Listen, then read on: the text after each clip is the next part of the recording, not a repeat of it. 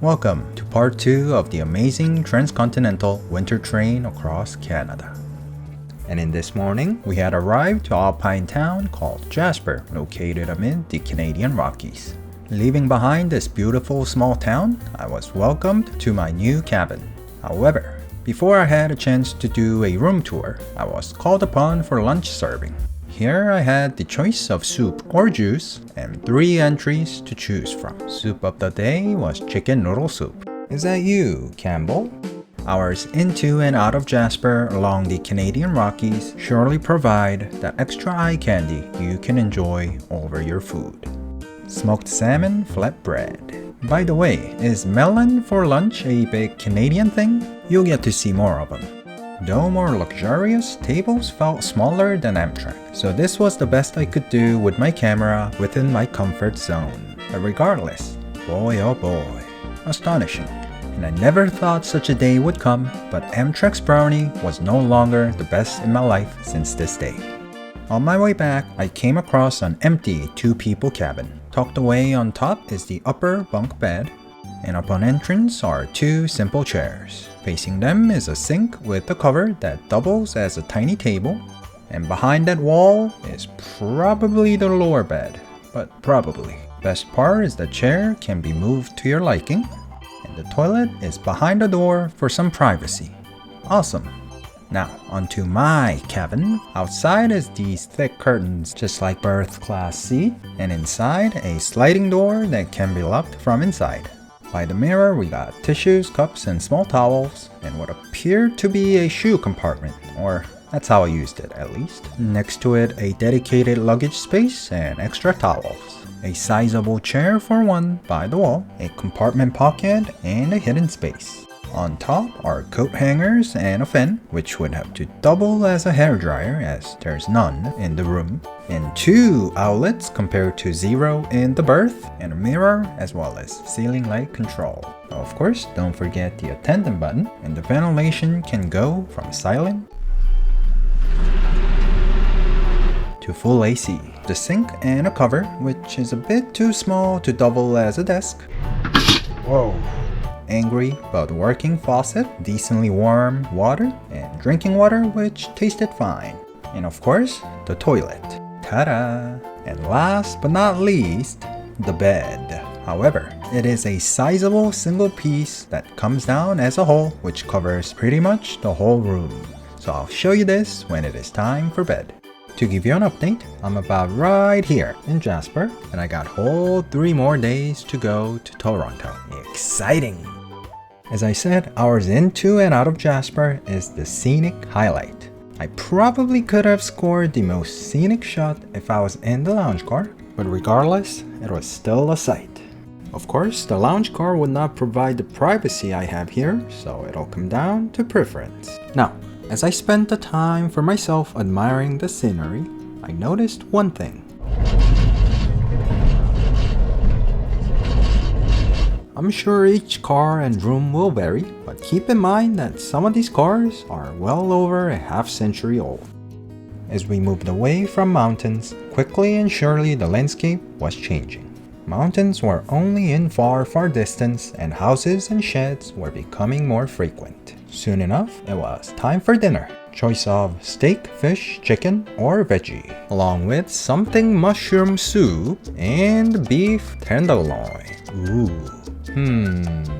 10 points to Griffin Amtrak. Regardless, I finished it all except veggies. While I was in the dining car, we had arrived at Edmonton, the capital city of the Alberta province. This is where my Korean friends disembarked the train. Luckily, I did get to say my final goodbye before I went for dinner. Back on board, we had an international summit in the Port Car Lounge, discussing American, Canadian, Indian, and even Korean politics. And finally, it was time. I told the car attendant I'll make my own bed so I can fully enjoy the moment. And here it is. Let's check it out. Bedding is pre-made, and in cabin for one, the bed is pretty much the size of the room. Can't walk around or use the toilet when the bed is down. Still, well thought and neatly organized, cozy little place for one. Time for my first night in my own room. And good morning. Oddly, the first thing I witnessed was our train moving in reverse. And up next, an empty dome car, all to myself, for a few moments. And instead of grab and go, I made my way to the dining car for some breakfast this morning. No appetizer, but 5 entry options to choose from. And the chef's omelette today was feta cheese and tomatoes. Yummy! Unfortunately, the weather today was cold and gray. Here in Saskatoon was much colder than the alpine town of Jasper. And so, I limited myself to a quick look of the station. Gare? How do I say that? And as you can see, things are flat here, and there are no mountains to be seen. And that lake in the distance is Little Manitou Lake, also known as the Dead Sea of Canada.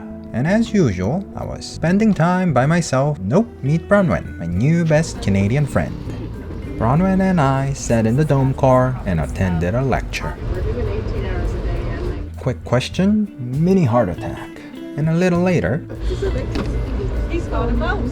Look at my food. Second and last call for lunch. That is me. I'll try and snipe the table. It doesn't work out. We'll find somewhere. Yeah. unfortunately, we were in at different meal times today.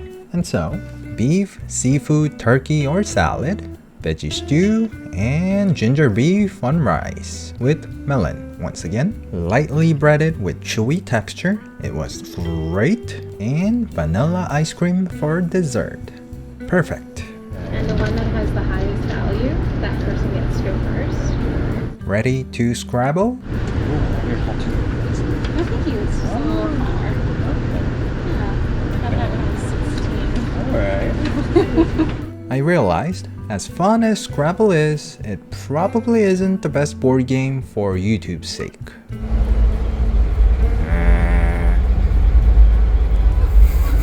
Taking care of my cats, and she's sending me cat updates. That's pancake. He's gonna do a quick little trivia with you. Throughout the day, many different activities are held in this Skyline car and tables below. And for those wondering how the Scrabble went, well, I got my butt kicked. Unfortunately, she had an urgent request from her work. Shortly after her return, it was time for dinner. Once again, beef, seafood, chicken, or veggie. And I forgot, but prime rib of beef. Ooh. This one was far better than the beef tenderloin from yesterday, and the landscape was still beautiful as usual. Hello, dears. I think the population is 1,200. No. 600. So you're close with the first one. Oh, I was like, really? have you looked at this area? So it's 1,257. What? I was that close?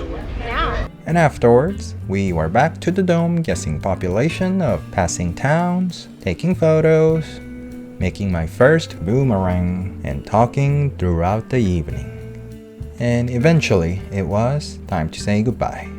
No, not yet, I said. So I walked with Bronwyn and her mother to their destination. And this time, it was really a goodbye. Miss you. On this train, the overall atmosphere was much more inviting of socializing, and it struck very differently than many past trains I've been on. There's enough time to really have a conversation beyond pleasantries, and I had this odd, wary feeling as my new friends were disembarking. And all alone, once again, I looked around the station of Winnipeg. Ooh, a grand station. Hello? It echoes. Wow. This was a fun moment because it's quite hard to find such a grand station this empty. Soon enough, it was time to continue. Goodbye, Bronwyn, and goodbye, Winnipeg. Until next time. Good bright morning, everyone. Let us start the day with some breakfast. Overall, similar menu, but today's omelette was ham and cheese. Ooh. I hoped to see a bear or moose, but swans were unexpected. Alright, let's note the time change and many activities throughout the day. And finally over were the gray and gloomy days. And so, don't forget your sunscreen. And I spent rest of the morning looking out the window, talking about how much I miss Broadway. How beautiful the landscape is, and trying to capture some unique and beautiful perspective of this Canadian winter. And soon enough, well, they really feed us well on this train. Chicken and rice soup this time. And please let me know in the comments if you know what they are. Anyhow, a hamburger with melon again.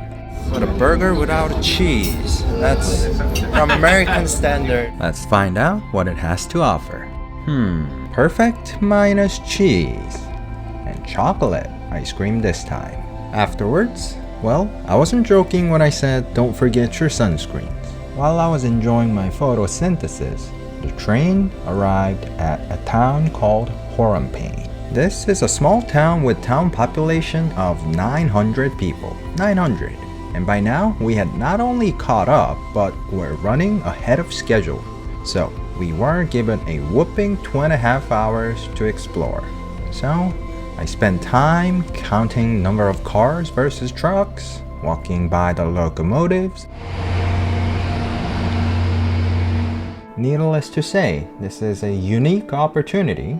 And so, I spent the next few moments being a YouTuber. But don't look too close. Well, let's continue. Hornpain, geographical center of Ontario. Here, a Hornpain Lodge, furry friends. But the real reason why this town was so special, oh my goodness. Shortly after golfing down Zero Coke, we departed and the sun was starting to set. This is when I realized that I have not yet seen a sunset on this train. And so, I spent the next hour looking for the best sunset opportunity on the last night of this train. After the sunset was final dinner on this train. I figured I'll try some fish for the last dinner, and this fish and chips look-alike was truly astonishing. This is me daring to sit on the front row for a few seconds. Well, realizing that this is the last night, I was slowly getting sentimental. Earlier days, I was taking photos to get the shot for the video, but on this last night, I was taking photos for my memory. And so, slowly but surely, the night was approaching and I was drawn deep into the moment. Whether I was ready or not, the train kept moving and the sun was rising. It's an odd feeling, guys. It's an odd feeling. Like, I keep asking myself, is it really over? I can't believe it's coming to an end. Like, it's an experience. Experience like no other. As I enjoyed my final meal on the train, I was given an update. Usually a good news, but mixed feeling at this point was that we were running well ahead of schedule. And slowly, roads were more crowded, buildings were taller, and that well-known, iconic CN Tower was in sight. Some lined up at the doors eagerly. Many gathered for that iconic sight, and I said my hello and goodbye and made my way off the train into the station. And so, my 5 days journey from Vancouver to Toronto came to an end.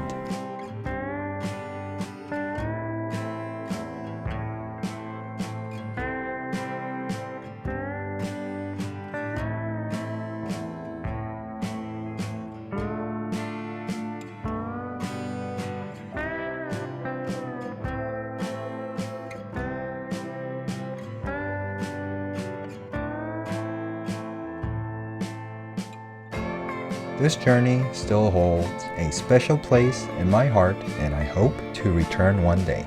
Until then, it is a goodbye for now. Hope you enjoyed the video. Don't forget to like and subscribe, and thank you for watching. Goodbye.